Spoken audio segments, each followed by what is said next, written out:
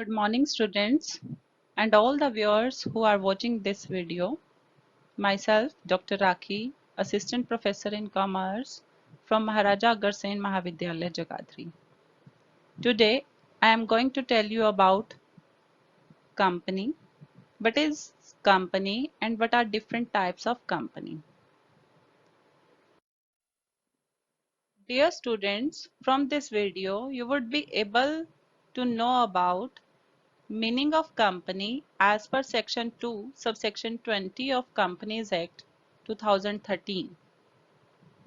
Also, you will be able to learn about features of a company and a very brief introduction of Companies Act 2013. And the last thing which we will discuss in this video, it would be types of company. The first question that comes into mind is why we need company? And a very simple answer to this question is that when we need more funds, more capital, more labor, more growth, and a very good future prospect, then we seek for a company. In fact, company is a business entity that engages itself into a business or an industrial enterprise. Act 2013 is covering one person company also as a company, which Indian Companies Act 1956 does not consider. So now in general terms, we do not say that company means a group of people. One person company is also a company. As per section 2 subsection 20 of Companies Act 2013, company means a company incorporated under this act or under any previous company law. That means if a company has been registered under Indian Companies Act 1956, then it is continuously operating through that name through which that company has been registered under the previous company law, the company will remain to be a company under the Companies Act 2013. Companies Act 2013 simply defines a company as a registered association, which is an artificial legal person having an independent legal entity with the perpetual succession, a common seal for its signatures, a common capital comprised of transferable shares and carrying limited liability. In fact, a company has different definitions based on the country it is situated in. A more precise, global, and modern definition of a company could be that a business entity which acts as an artificial legal person formed by a legal person or a group of legal persons to engage in or carry on a business or industrial enterprise. So from the meaning and very definition of a company as per Indian Companies Act 2013, the main points which come into light is that a company is an incorporated association. It simply means that a company comes into existence only and only when the company is granted registration by the registrar of companies.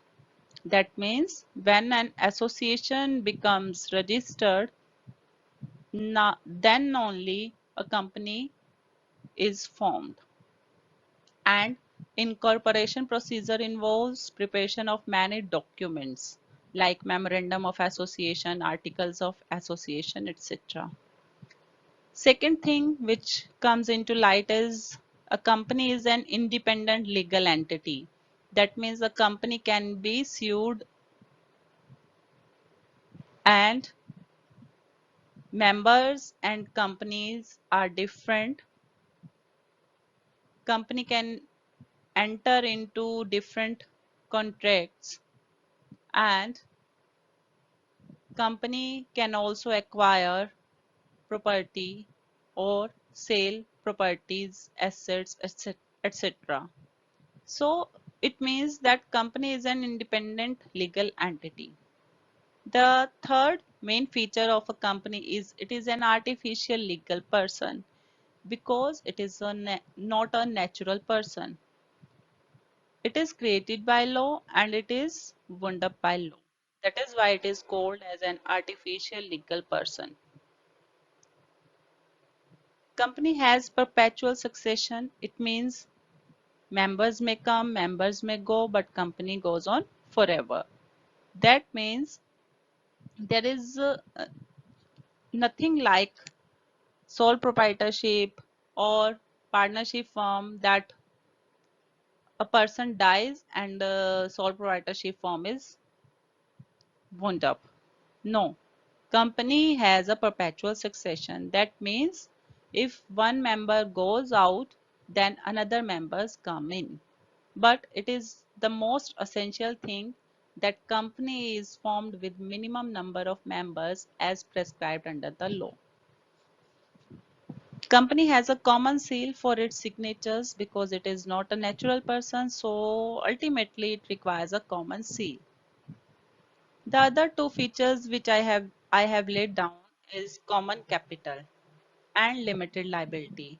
But I would surely tell you about that common capital means a capital which is divided into number of shares. But company need not to be always a company which is having a share capital. That means a company can also be formed having no shares. So that is why it is not a necessary condition to be a company that company has a common capital. Company has limited liability. Generally, the liability of the members is limited, but it doesn't mean that unlimited liability companies do not exist. In fact, they exist. That is why these 2 points may vary depending upon case to case. So I have laid down it in a separate category.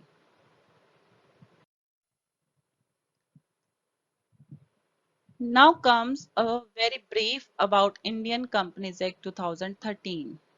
Actually, it is an act which is passed by Parliament of India on Indian company law.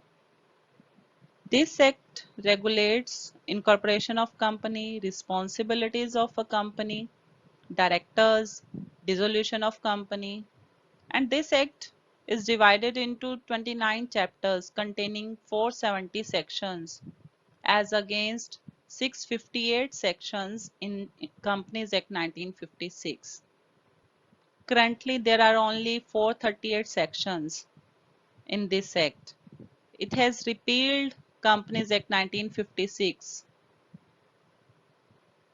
on 29th August 2013 when President of India has given the assent to the repealment of Companies Act 1956. It has come into force on 12th September 2013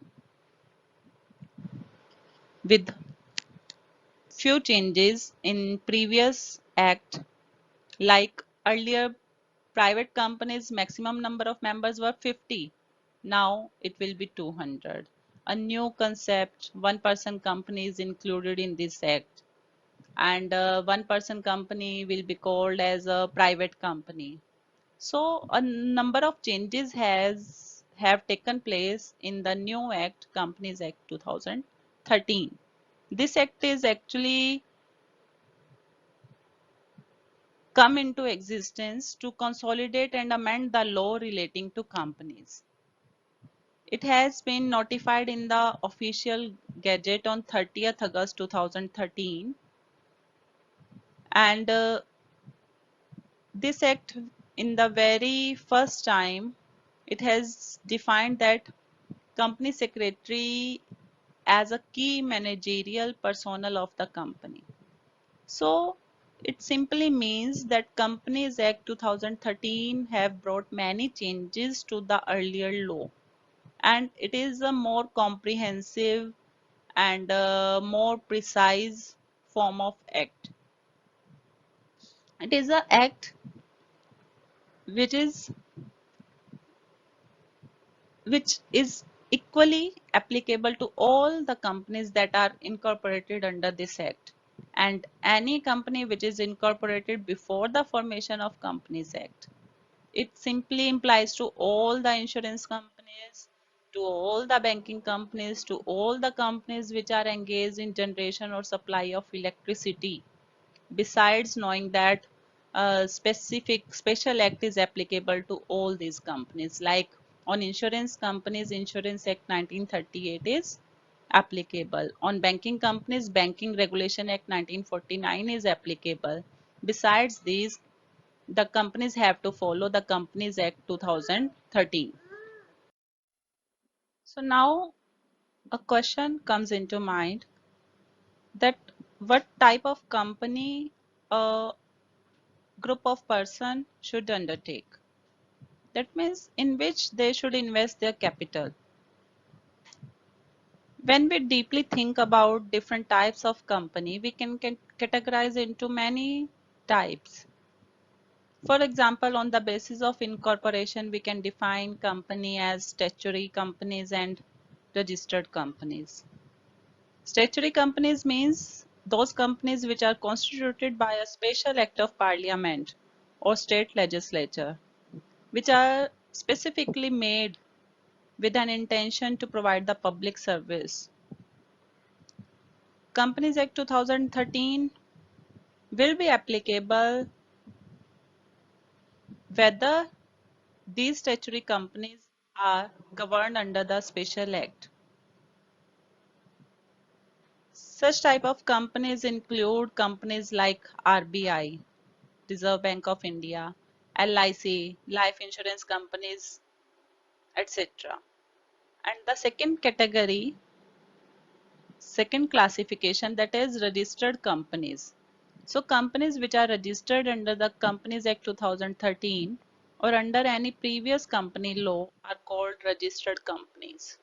These companies come into existence when they are registered under the Companies Act and a certificate of incorporation is granted to it by the registrar.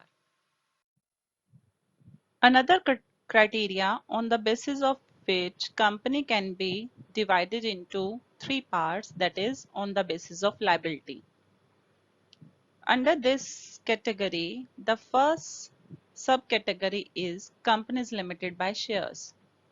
It simply means a company that has the liability of its members limited to the amount, if any, unpaid on the shares respectively held by them by the memorandum of association of the company. That means memorandum of association of a company limit the liability of its members to the unpaid amount of the shares being held by a shareholder. This liability can only be enforced during the existence of the company as well as at the time of winding up. Where the shares are fully paid, no further liability rests on the shareholder. For example, a shareholder who has paid 75 on a share of face value of 100, he can be called upon to pay the balance of 25 only. He cannot be liable for the debts which are beyond this 25 balance. That means he is only liable to its unpaid value of shares. The second type of company is companies limited by guarantee. As the name suggests, it is a company that has the liability of its members limited to such amount as the members may respectively undertake by the memorandum to contribute to the assets of the company in the event of its being wound up. So it is clearly mentioned under the Companies Act that in case of companies limited by guarantee, the members are liable only and only in that situation when the company is under the winding up process. So the members of such company are placed in the position of guarantors of company's debts up to the agreed amount only. The example of such companies are clubs, trade associations, research associations, and societies for promoting various subjects. These are called by the name guarantee companies. The third subcategory is unlimited liability company. A company which is not having a limit on the liability of its members is termed as unlimited company. The members are liable for the company's debts in proportion to the respective interest in the company, and their liability is always unlimited. Whether such type of company is having share capital or this is a company not having share capital, whether this unlimited liability company is a public company or a private company, the liability of the members is unlimited. It is strictly in proportion to their respective interest in the company, and their personal assets can be used for the payment of company's debts. The third classification is on the basis of number of members. There are three types of companies on the basis of number of members. Because I have earlier told you that under Companies Act 2013, there is a possibility that one person company can be registered as a company. So here comes three types: public company, private company, and one person company. Public company is defined under section 2 subsection 71 of Companies Act 2013. And this section simply states that a public company means a company which is not a private company. Section 3 subsection 1 of Companies Act 2013 says that public company can be formed for any lawful purpose for 7 or more persons. That means minimum number of members which are required to form a public company is 7. Section 149 subsection 1 of Companies Act 2013 states that every public company shall have minimum 3 directors in its board. That means at least 3 directors are needed to form a public company. Section 4, subsection 1, clause A of Companies Act 2013 states that a public company is required to add the words limited at the end of its name. So, a public company is a company which fulfills all the provisions related to the prescribed sections, that is section 3 subsection 1, section 149 subsection 1, section 4 subsection 1 clause A, and a type of company in which shares and debentures can be transferable freely to the public. That company will be known by the name public company. And one more important thing I would like you to tell, that only the shares of a public company are listed on the stock exchange. That means they have the capability of being dealt in a stock exchange. Private company, that is a subsidiary of public company, it will also be considered a public company. Now I have told you about that a company which is not a private company is a public company. So what is private company? It is defined under section 2 subsection 68 of Companies Act 2013. A company which by its articles restricts the right to transfer its shares, limits the number of its members to 200, and prohibits any invitation to the public to subscribe for any securities of the company. That company is a private company. So basically, there are three restrictions imposed by articles of association. If these three restrictions are mentioned in articles of association of any company, that company will be a private company. Besides this, a company has to follow section 149 subsection 1 of Companies Act 2013, in which it is clearly mentioned that every private company shall have minimum 2 directors in its board. And section 3 subsection 1 of Companies Act 2013 says that private company may be formed for any lawful purpose by 2 or more persons. And the last requirement for a private company is under section 4 subsection 1 clause A, that a private company is required to add the words private limited at the end of its name. And private companies are formed basically to enjoy several privileges and exemptions under the Companies Act. The third category on the basis of number of members is one person company. Several new concepts were introduced in Companies Act 2013, which were earlier not in existence in Companies Act 1956. So we can say that Companies Act 2013 completely revolutionized corporate laws in India.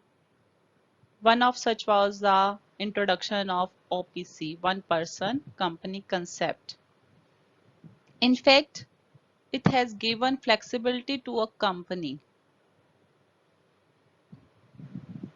The sole proprietorship, partnerships, which these two forms of business organization does not offer, the one person company concept offers to the starting businesses.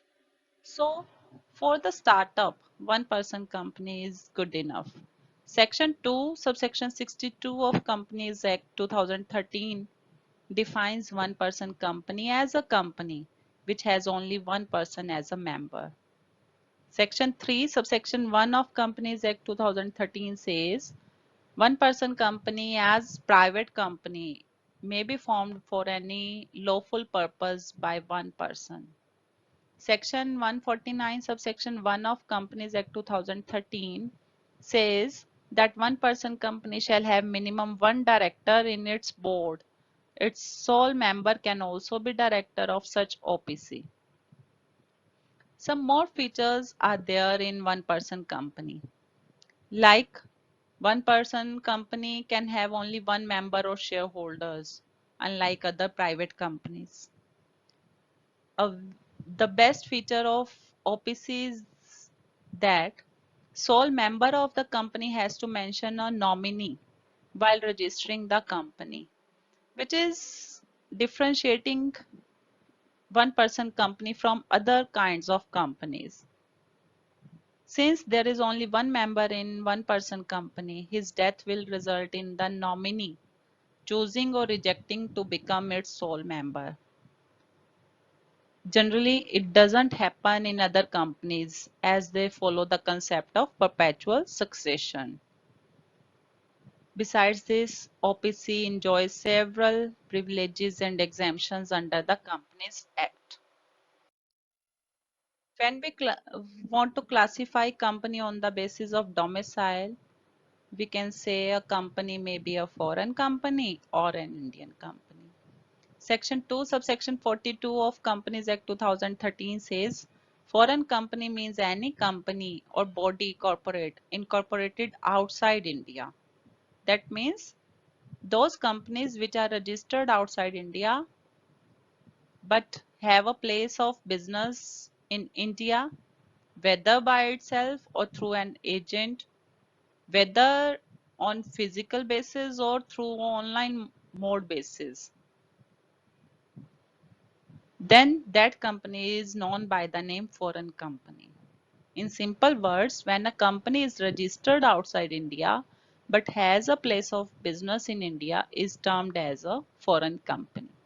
Section 379 to Section 393 of Companies Act 2013 prescribes the provisions applicable on such type of company. Second type is Indian company. Indian company means a company which is formed and registered in India. This is applicable through this particular Companies Act 2013 Act as well as on the previous Companies Act. Also, there are different forms of company like Section 8 company. Section 8 company is registered as a limited company under Section 8 of Companies Act 2013. For Section 8 company, there is no requirement of registration. When a company holds license granted by central government and the registration is granted by registrar under Section 8 of Companies Act, then that company is known by the name Section 8 company. Generally, those companies which have objects like promotion of commerce, art, science, sports, education, research, social welfare, religion, charity, protection of environment, or any such other object. Those companies which intend to apply its profits, if any, in promoting its objects or for the social welfare, then those companies are termed as the Section 8 companies. Those companies which intend to prohibit the payment of any dividend to its members, those companies are known by the name Section 8 company. So Section 4 subsection 1 clause A is not applicable on Section 8 company. Simply means Section 8 company is exempted from clause A, which says that for private company it is required to add the word private limited at the end of its name, and for the public company it is required to add the word limited. Section 8 companies are exempted from adding any suffix after the name of the company. Section 8 itself describes the incorporation process of the company, such type of company, application for license, grant of license by central government, and when that license will be revoked. All these provisions are mentioned under Section 8 of Companies Act 2013. The other type of company is government company, which is defined under Section 2, subsection 45 of the company, in which not less than 51% of the paid up share capital is held by central government or by any state government or governments, or partly by central government or partly by one or more state governments. So government company also enjoys several privileges and exemptions under the Companies Act. Paid up share capital means total voting power, where shares with differential voting rights have been issued. Small company means a company other than a public company who has paid up share capital not exceeding 50 lakh rupees or such higher amount as may be prescribed time to time, and which shall not be more than 10 crore rupees in the future period. Small company means a company which is having a turnover not exceeding 2 crore rupees or which shall not be more than 100 crore rupees. So such type of companies are small companies. Subsidiary company is defined under Section 2, subsection 87 of the company. It is defined as a subsidiary in relation to any other company, means a company in which holding company controls the composition of board of directors or exercises or controls more than one half of total voting power, either at its own or together with one or more of its subsidiary companies. Holding company is defined under Section 2, subsection 46 of Companies Act 2013. Holding company in relation to one or more other companies means a company of which such companies are subsidiary companies. The most commonly asked type of company is dormant company, in which many people involved. So it is a company which is formed and registered under the Act for a future project or to hold an asset, to acquire intellectual property rights. So it has a future prospect, but this type of company has no significant accounting transaction. So such type of company which is inactive company, when it makes application to the registrar for obtaining the status of a dormant company, then it is called by the name dormant company. Registrar, after receiving the application from the company, will allow the status of a dormant company to the applicant and issue a certificate. Inactive company means a company which has not been carrying on any business or operation or has not made any significant accounting transaction during the last 2 financial years or has not filed financial statements or annual returns during the last 2 financial years consecutively, the registrar shall issue a notice to that company and enter the name of such company in the registered maintained for dormant companies. Registrar have the power to strike off the name of dormant company from the register of dormant companies which has failed to comply with the requirements of this section. In nutshell, I will say that we have studied different forms of company. But why this come into being? It is due to certain limitations of earlier form of business entities like sole proprietorship partnerships. So each individual has an option to adopt any type of company depending upon several factors like capital, infrastructure, growth potential, whether he wants to go for limited liability company, unlimited liability company, like that. So it totally depends upon the individual objective, whether he would like to go for a company or for any other form of organization.